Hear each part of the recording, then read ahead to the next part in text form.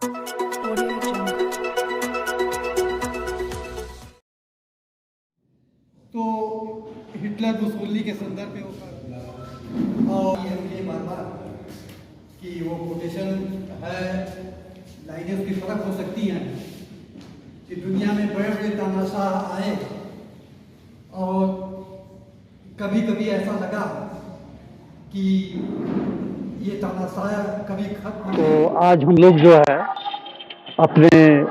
बहुत ही क्रांतिकारी और लड़ाकू साथी रामकृष्ण जी की पहली पुण्यतिथि के अवसर पे यहाँ पे इकट्ठे हुए हैं उनको श्रद्धांजलि अर्पित करने के लिए। साथ ही रामकृष्ण जी छात्र जीवन से ही युवा आंदोलन में, श्रमिक आंदोलन में, किसान आंदोलन में और नाना प्रकार के जन आंदोलनों में लगातार सक्रिय रहे हैं और करीब 40 वर्षों तक का इनका सफ़र रहा है इन संघर्षों का, और उन संघर्षों से समाज बहुत लाभान्वित भी हुआ था। अपने अंतिम समय में हमारे देश में जो लोकतंत्र विरोधी माहौल पैदा हो रहा था, जो धर्मांधता पैदा हो रही थी, जो तमाम तरह के जो है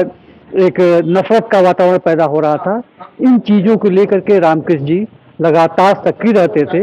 और इसके खिलाफ संघर्ष करने के लिए उन्होंने नागरिक परिषद नाम का एक संगठन बनाया था और इस संगठन के जरिए पूरे समाज में मिलजुल कर रहने के लिए वो लगातार प्रचार कर रहे थे, काम कर रहे थे और पूरे समाज को जो लोग विषाक्त कर रहे थे उनके खिलाफ वो जो है संघर्ष के लिए लोगों के अंदर एक नई चेतना पैदा कर रहे थे। अब हम लोगों ने जो है यहाँ पे तय किया है कि रामकृष्ण जी जिस काम को आगे बढ़ा रहे थे वो कामों का सिलसिला जो है लोकतंत्र संवाद के नाम से उनकी याद में नियमित एक हम लोग एक सिलसिला चलाएंगे जिससे कि पूरे समाज की लोकतांत्रिक समझ और लोकतांत्रिक चेतना उन्नत हो और पूरे समाज में एक अच्छा वातावरण, एक सभ्य वातावरण निर्मित हो। मैं